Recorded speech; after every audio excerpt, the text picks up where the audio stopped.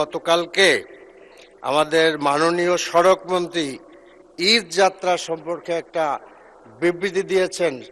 সেখানে তিনি বলেছেন যে ঈদ যাত্রার স্বস্তি ছিল।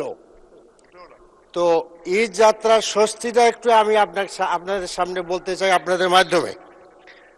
আমাদের বিআরটি এর রিপোর্ট অনুযায়ী এই ঈদ যাত্রায় 170 জন মারা গেছে, আর হলো যাত্রী কল্যাণ সমিতির রিপোর্ট অনুযায়ী 370 জন।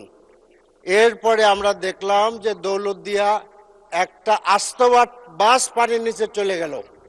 এখন আমাদের সড়ক মন্ত্রী, মাননীয় সড়ক মন্ত্রী বললেন যে স্বস্তি যাত্রা ছিল।